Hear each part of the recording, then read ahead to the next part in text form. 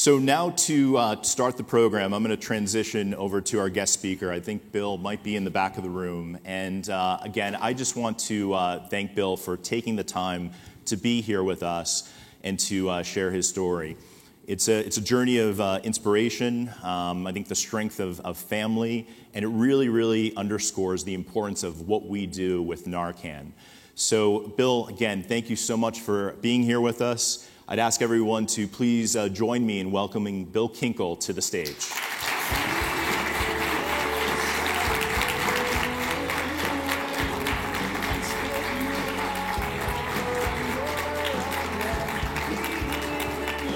Thank you so much. Yep, clicker. Cool. Thanks, appreciate it. All right. Well, good morning. Thank you for having me. It's a real treat and a real privilege to be out in Scottsdale. It's one of my favorite corners of the country to be in, and I hope that I can encourage you and maybe push you a little bit to keep doing what you're doing a little bit more to help people like me and the people that I care about the most. So obviously from the credentials on the screen, you can see that I have quite the background in opioid use disorder and naloxone administration, but I'm also a person in sustained recovery from an opioid use disorder myself. And I spend just a lot of my time thinking about that and advocating and trying to speak about this issue to try to save lives. Because for me, the bottom line is there's a lot of people that I deeply care about, and I don't want them to die. And so my story kind of starts. I entered healthcare at a very young age. I was a nurse's aide at 17, an EMT at 18, and a paramedic at 19. And I became a paramedic in the early 1990s. And as you can see from the photos, I was very young. And I don't think I was quite mature at that age to really comprehend and appreciate what I was going to be doing on a daily basis.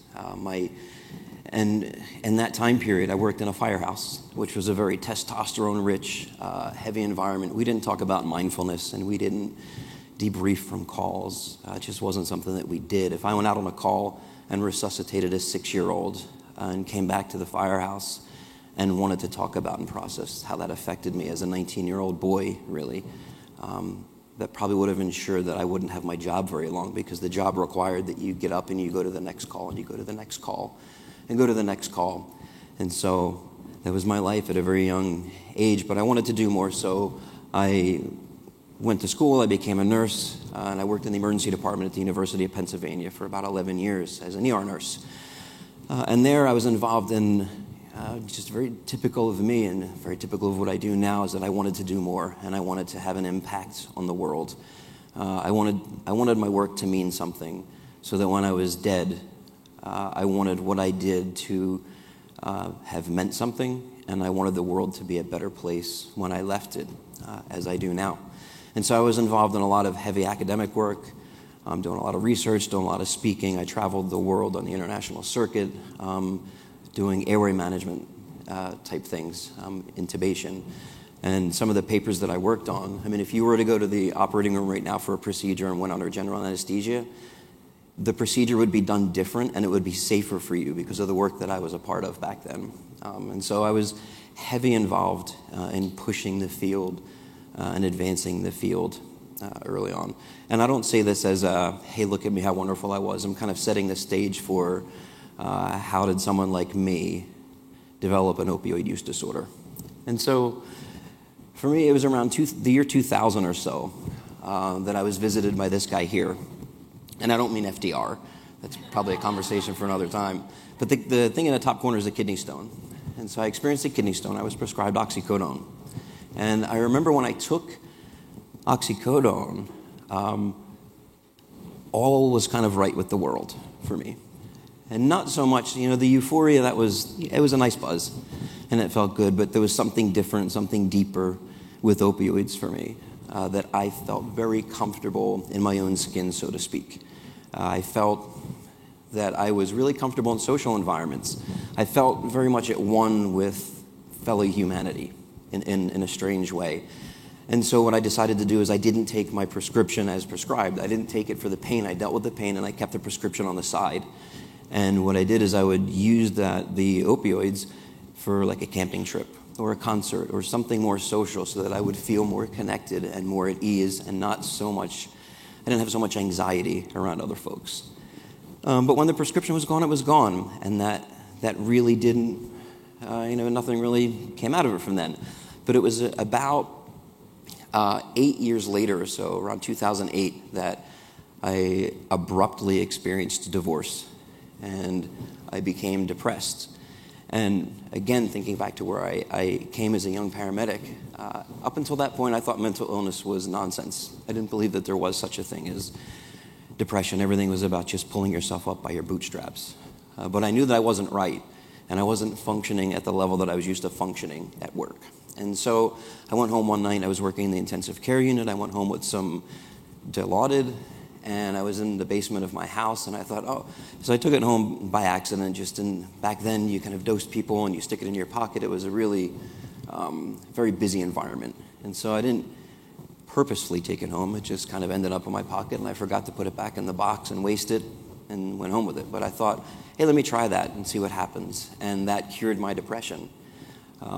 It fixed everything. And so that became more of a habitual thing. And within about a month, as my depression progressed and I got sicker and sicker, I figured out how to buy street heroin. And how that happened, I was sitting in the Biomed Research Library at Penn, and I was looking at chemical diagrams of opioids and realized that heroin is very similar. And I thought, let me see if that does anything. And so I found street heroin, and I started using that. And so you would think that the decision to make that, like, how does that happen? And for me, at that point that I sought street heroin, my depression was so severe that I was routinely contemplating suicide. And so the decision to use heroin, for me, it was either I'm going to put a gun in my mouth and pull the trigger, or I'm going to use this and accept the negative consequences that come with that, because I don't really know how to survive otherwise. And so it was only about 8 months or so after I started using street heroin that I ended up here.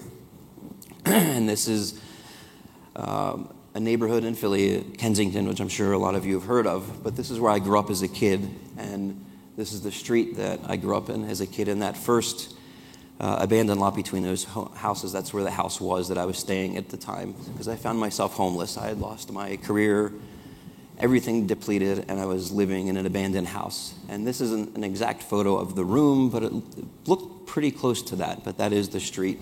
And so I found myself homeless on the streets in Kensington. So 8 months prior, I was speaking around the world. I just published a book, doing all this great practice-changing work. Now I find myself homeless in Kensington, and my day revolves around, how can I not be in withdrawal? How can I not be sick? How can I get the next shot of heroin? And so the big question that's plagued me over the past 10 years is, well, how did it happen? And then why did that happen? What was it at the age of 34 that I thought that it might be a good idea to start using opioids and using heroin? And then the question that I spend the majority of my life now trying to deconstruct and make sense of is, did everything need to happen the way it did? Did I need to experience homelessness? Did I need to go to jail? Did I need to experience being raped in jail? Did I need to overdose more times than I can count so that I exquisitely know what it feels like to receive Narcan? And I think the answer is no. But now my work is, how do we start moving past that? And so trying to piece this together, I started looking at a lot of research and reading and a lot of introspective work to figure out, what is it that predisposed me? Why is it that when my wife takes an opioid, she spits it out because she hates it and hates the feeling, but I want to pull it out of the trash can and gobble it up? What's different about us that makes it that way for me? And so a big part of it, like I talked about earlier, being a paramedic at a very young age and dealing with life and death at a very young age, for me,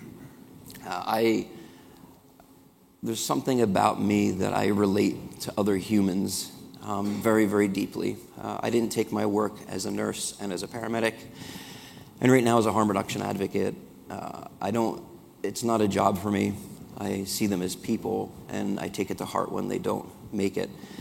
And so over the years, I think there was 15 years, of my life, my daily life in the ER was 15-year-old kid comes in with multiple gunshot wounds, and I'm part of the resuscitation team, and we're doing CPR, and we're doing all these procedures, and I'm working with the team around me and using every bit of technical expertise that I have, every bit of intellectual knowledge, every bit of physical energy that I have is exhausted to resuscitate this boy who then doesn't make it. And then we have to clean the body and make it presentable, and then I was part of the team that would go out and talk to the family and tell them that I'm sorry, but your son is deceased. And then you would bring them back and let them grieve. Then we would pack the body and we would take it to the morgue. And then in any other profession, an experience like that, you would go home.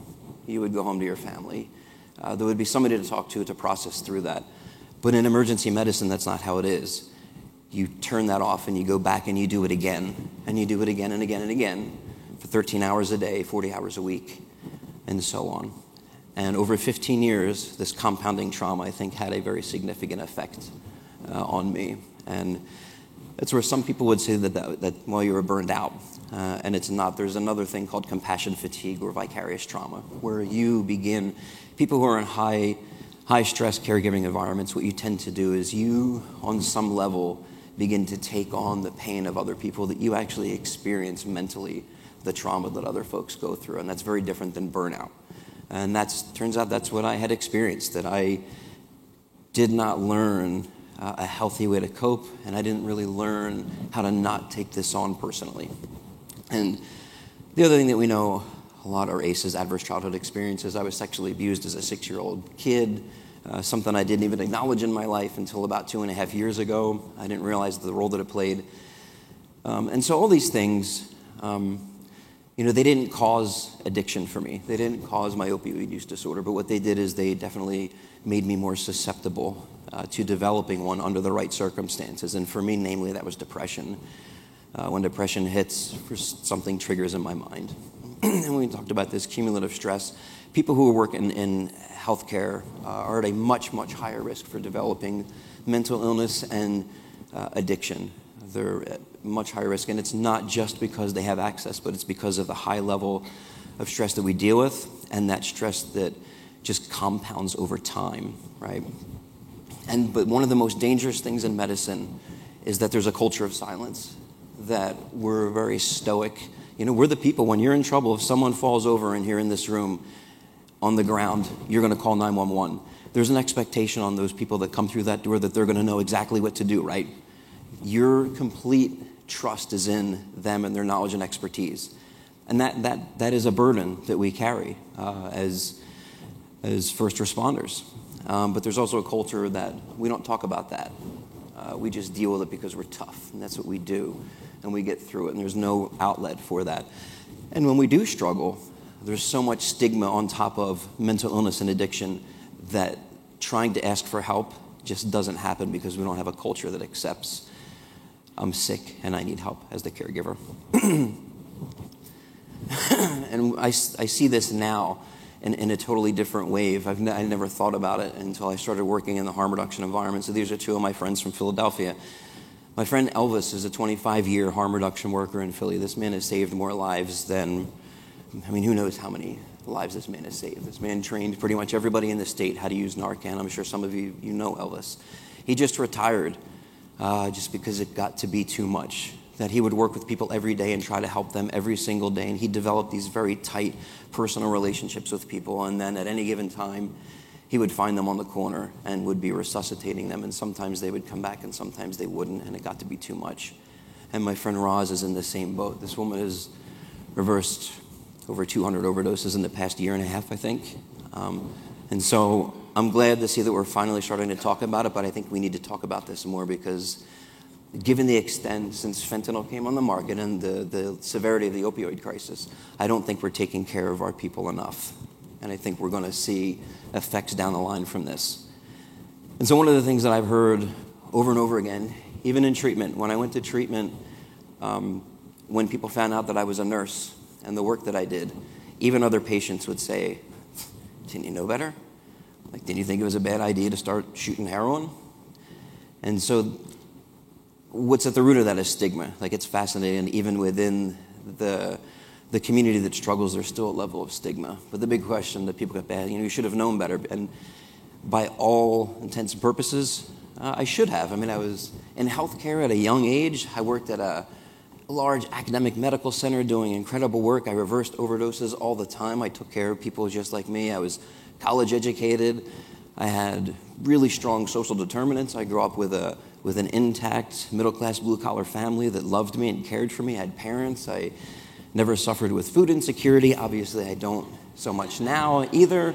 But all these things, and I was a product of the 80s. I mean, I was part of DARE programs. I grew up listening to Nancy Reagan and watching my favorite wrestlers say, just say no, that using drugs was a bad idea. So I should have known. Like, if you would have plotted out the trajectory of my life pre-age of 34, you would have never thought that I would have ended up homeless in Kensington doing heroin. And what drives people to say, didn't you know better, is stigma. And that's the reason why if you type in Google, if you type in drug addict, these are the type of images that you're going to see in Google, right? What you're not going to see is this picture. But at one point in my life, I could have been described in those derogatory terms as a drug addict. And so the road to recovery, and this is the other thing that I thought in medicine, that, okay, have this thing, you go to treatment, and you get better. People like to think about addiction and recovery as this very linear path, a straight line, is that, okay, you suffered with it, you go to treatment, you do the work, you get better, and you're in recovery. But it doesn't really happen that way. Recovery is very much a squiggly, long line of ups and downs. And I don't think it necessarily needs to be as twisted as it is. I think there's a lot of work that could be done to make it a much straighter path for folks. But my road to recovery was long. I had that 3.5-year period where I was on the street, homeless. Then I got into recovery for about 5 years. Then I suffered depression again. I had a relapse, and then I spent about 2 years in active use. But in those 2 years, I was desperately and actively pursuing recovery. At that point, I was remarried. I had children, but this was during the age of fentanyl again. And so overdoses were happening a lot more, and I was using a lot more often. I couldn't figure out why. I didn't really understand. I didn't really know that fentanyl was on the market. I didn't understand the shorter half-life, but I knew that when I first started using 10 years ago, I would use 1 time a day, and I was fine. I wouldn't be sick. But with fentanyl, it was every 3 or 4 hours I was starting to feel sick again. So I was using more frequently and overdosing more frequently. My wife found me multiple times unresponsive on the bathroom in our house and had to resuscitate me with Narcan to bring me back. And over my lifetime, I was in 32 different inpatient treatment stays. And so it's a very nonlinear path. It took me a long time to find recovery. And I don't think it needed to be this way. But what was the magic sauce? This is what people ask me all the time. I was on the phone yesterday with 2 parents asking me, like, well, what worked for you? What can we do? And there's no real easy answer to that.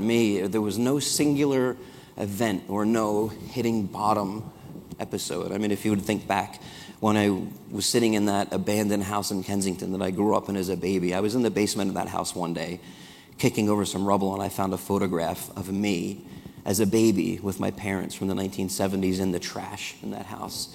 So if you were to think about a rock bottom aha moment that would have driven me into treatment, that should have been it, right? Like, I really can't think of a better thing. Or multiple overdoses or all these things. None of the negative consequences did anything to push me further into recovery.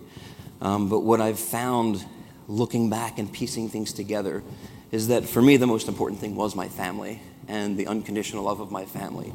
When I first fell into addiction, my parents and everybody was involved, and they took a more tough love approach, which pushed me further into deeper addiction.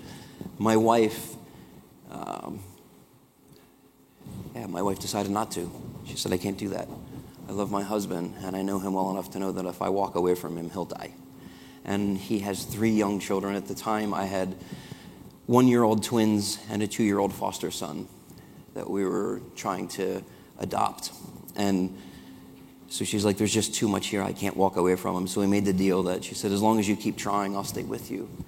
And so that's how we went through treatment after treatment. And with my wife, there was 16 of those treatments. I was in and out of treatment. And so my wife and my kids were a big part of my recovery and their continued love on me.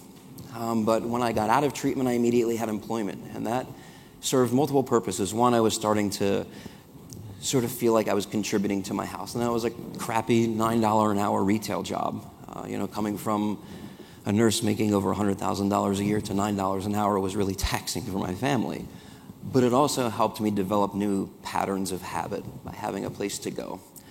And then through that, I really started to become passionate about recovery and being passionate about the recovery movement and speaking openly and honestly and publicly about my recovery to change the face, because I realized so much of what prevented me from asking for help was being so ashamed and so embarrassed, and I got really tired of feeling that way. So I came out of treatment and said, and I just made the decision that I want to be a face of recovery out there, particularly a face for healthcare professionals, and for multiple reasons. But I also had a lot of peer support when I came out of treatment, a lot of other people that I found who supported me. And so all these things sort of combined with a bunch of other things that I probably haven't even figured out yet, or the things that sort of fostered and drove my recovery. So it's just not one magic answer, as all of you know.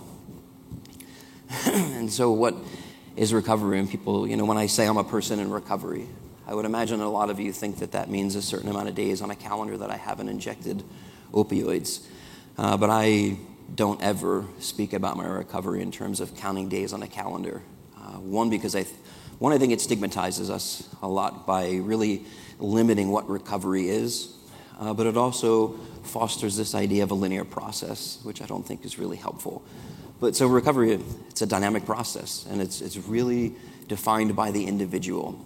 And so for me, it comes very much from my sense of purpose and sense of happiness in my life. And I would say the best barometer for my recovery is to come over my house when I go home tonight or tomorrow when the kids wake up and they see me. And they're very excited and hug daddy.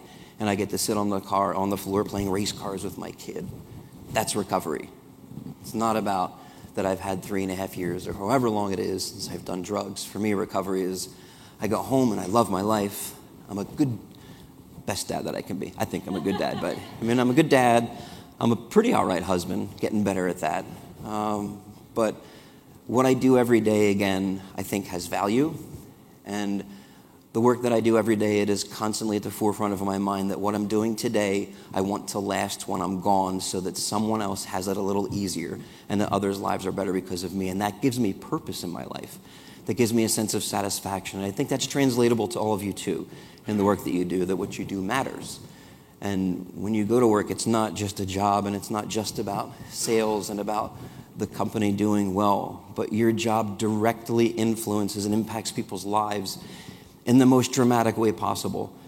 What you do, the product that you make and sell, I see being used every day on the street to people who were clinically dead and they're alive and they have another opportunity to find their sense of purpose and happiness in life because of what you do. And I think that really matters. And like I said, I think it's very translatable to you. And so my life doesn't look much different than all of yours as a person in recovery. I do the things that you do. I hang out with my kids. I do lots of fun stuff, pay the bills. I volunteer and serve in my community, and I do lots of fun stuff, and I enjoy my life, and that's really recovery. And on top of that, there is this period that I haven't done drugs, which I think is much less important than the other stuff. And so if you want to talk about time, so 41 out of the 46 years that I've been alive, I've been in recovery. If you're into the time thing. But anyway, part of being a nurse is I'm in a professional, health professionals monitoring program where I check in every day and do for random drug screens on my phone. I have to go to a bunch of meetings, and they track me on these meetings via GPS so that you know that I went there. And I see an addictions medicine doc, and she's really wonderful. She was instrumental in my recovery too. And so these are the things that I do in order to get my license back, and it's another 8 months until I'm up for reinstatement for my nursing license. But when I talk about recovery, I generally don't talk about me as a person in recovery. I talk about my family being in recovery because they were impacted so severely by it. but they also played such an instrumental role in me getting better. I say this often, that I'm responsible for maybe 1%. Me standing here as a living person, I'm responsible maybe 1%. My wife, Trish, is the one who should be here speaking with you because she's responsible for 99% of it. When I was in treatment 16 times throughout our marriage, she was managing 2 newborn twins, my foster son, dealing with social workers and all the things that come along with being a foster parent. She paid my insurance premiums, the co-pays. She worked full-time. She works as a social worker in the child welfare world in Philly. And she also dealt with the treatment industry that had zero contact with her when I was in treatment. And so she was completely in the dark. The only time they called her was when I wanted to leave AMA. And so she carried this enormous weight that she doesn't get enough credit for. And I think that's really sad, so I always want to give her the credit for my recovery because she should be speaking to you. And so when I talk, that's why I say my family's in recovery. But we do a lot of recovery advocacy events, and something that I really care about is healthcare professionals. And so this year, this is the Recovery Walk in Philly, and we have the biggest recovery walk out of anywhere in the country. There was 30,000 people there this year. 30,000 people who have struggled with addiction get together and publicly declare that we're in recovery from this thing that we're supposed to hide in the closet about. I think that's amazing. But I want to see healthcare professionals in recovery saying that I'm in recovery because, again, we suffer at a higher rate than the general population. We're at higher risk, but nobody talks about it. And I think there's 2 really good reasons why healthcare professionals should publicly declare that they're in recovery. One reason is for ourselves. When I struggled 10 years ago and couldn't stop using heroin and could not figure out what was wrong with me, I didn't say a word to anybody because I was so ashamed. And I knew how we treated people in the emergency department, and I didn't want to be treated that way. And I think if we would talk more openly that there's a lot of us in recovery out there, that would make it a lot easier for our colleagues when they suffer to come forward and say, I need help, because they know they'd be treated well. And so that's one reason. The other reason is for our patients. Think about it this way. If you were diagnosed with some strange cancer or some strange illness, and you ended up in the emergency department, it takes stigma out of it. Make it an acceptable illness, some type of cancer, not addiction, but some type of illness that is not stigmatized, that's understandable. But you're in the emergency department, and the doc comes in and sits next to you who's taking care of you and says, hey, let me tell you, I actually had the exact same cancer. I know exactly what that feels like. Do you want to talk a little bit more about that? Because I have time. Think about the power that would hold for you in terms of comfort and what that would do for your mental health. And so now think about it in the current age where someone overdoses on the street and they wake up in the emergency department post-overdose and they feel like garbage, and they're in an environment where typically they're treated like crap and they're embarrassed.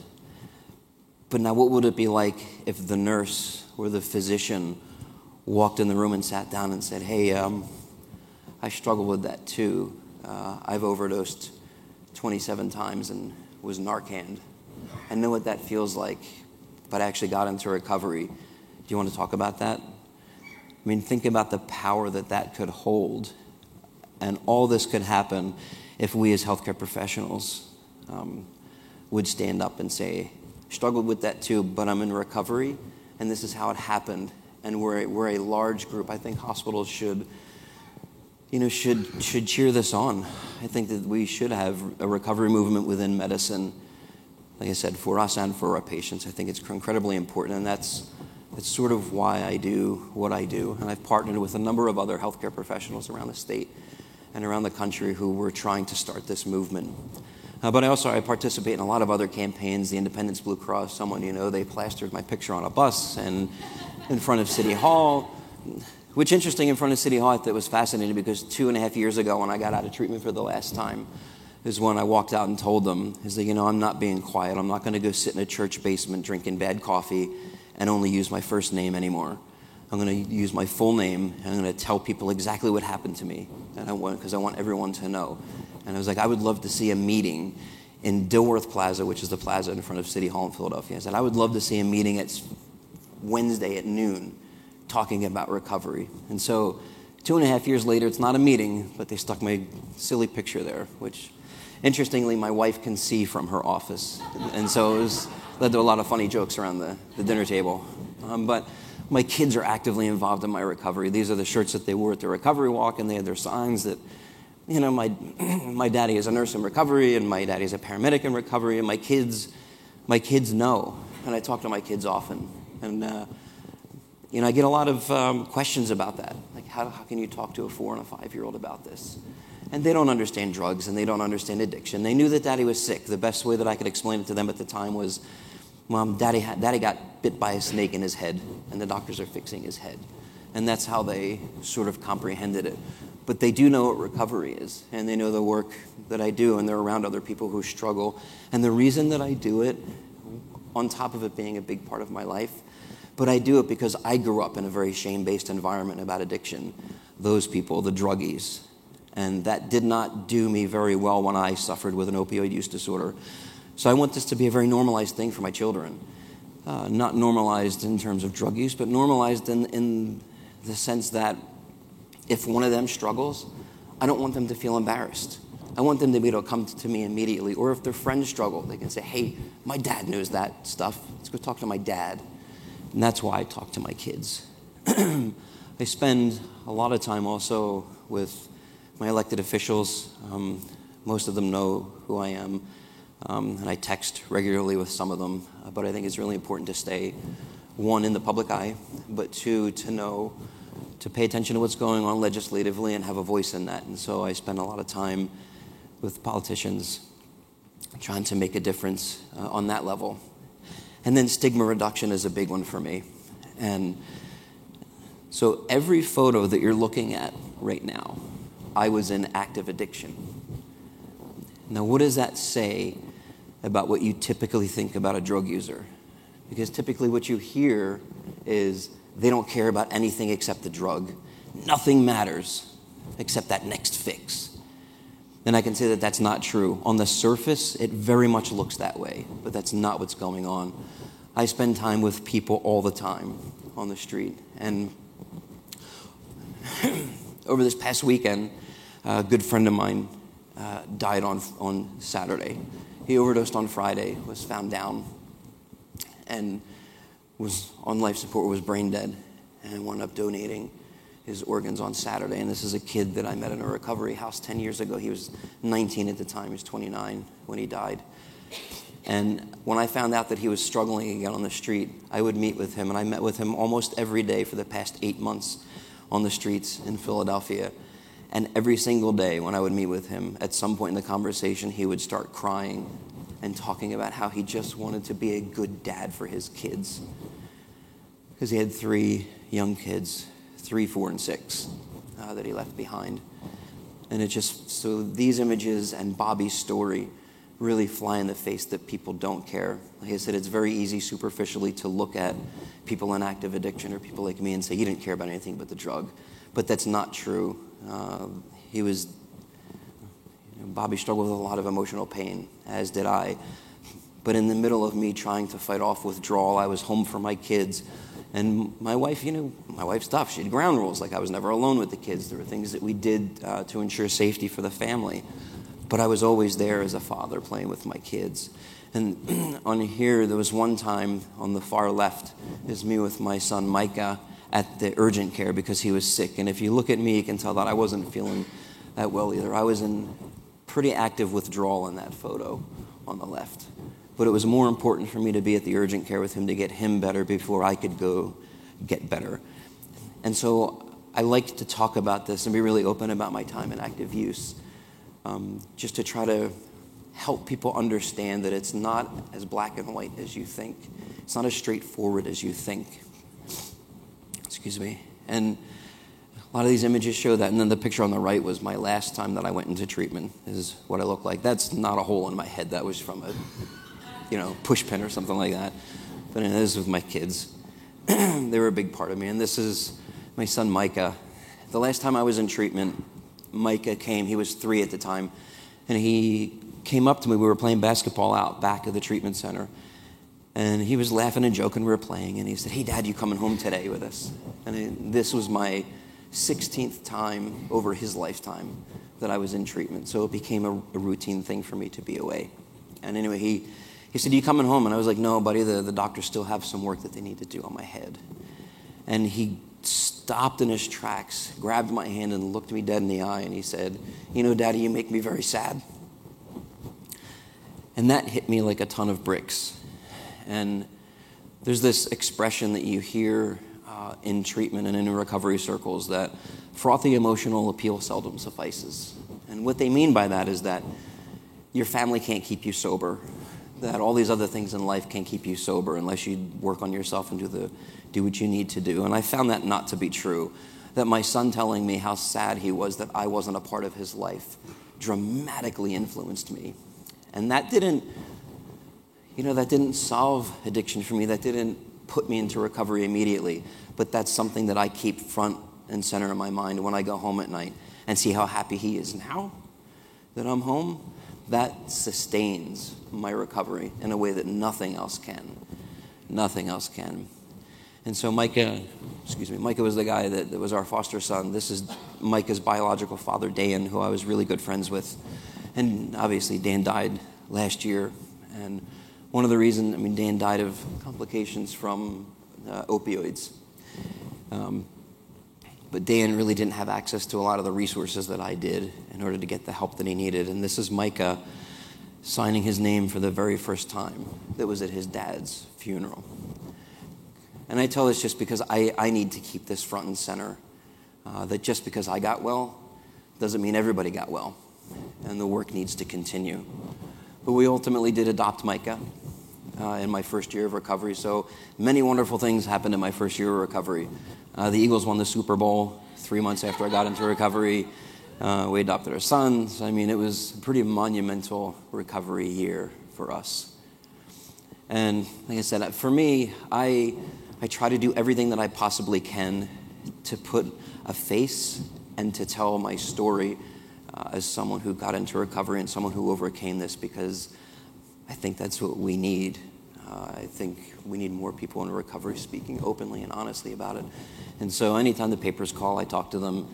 Any campaign I can get a part of. The thing on the far left is part of the Independence Blue Cross, Someone You Know campaign. They have these little kiosks that rove around.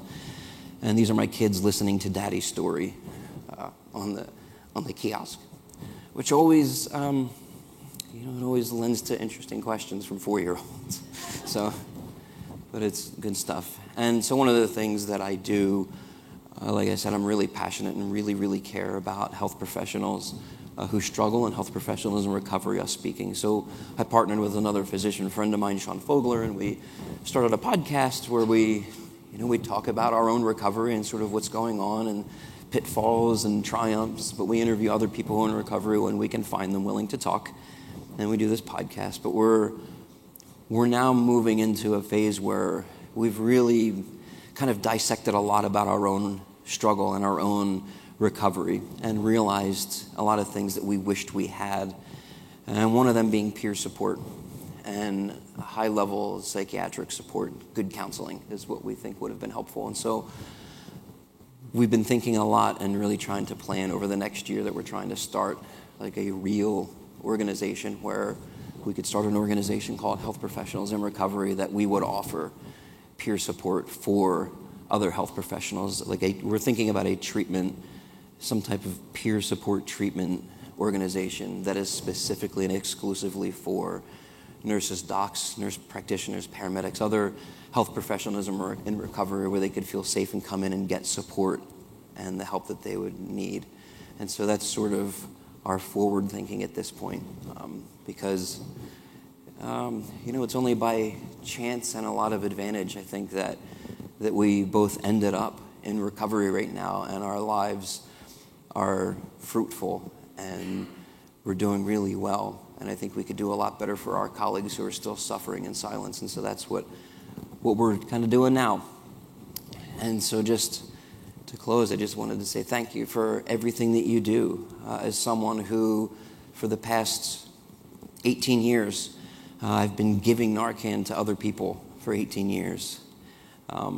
Never thought that I would be, 18 years ago, I would have never thought that this is where I would be speaking as an expert on this particular subject, as someone who has not only given but received Narcan.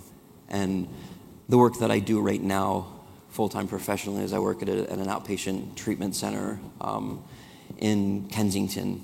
And I don't spend a whole lot of time in the building. The majority of my time is actually out in the community, hanging out in the drug user community, either giving out Narcan or just hanging out and drinking coffee with people, talking to them.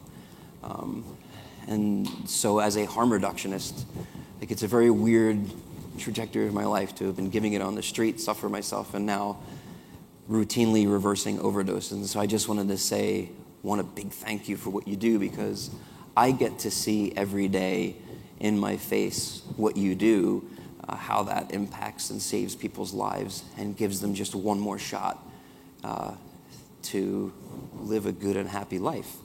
And so I thank you, and obviously my kids thank you. This is my daughter at the Capitol with her Narcan saved my daddy's life sign. And so my kids thank you for giving them their father, and my wife thanks you. And so thank you so much for your time.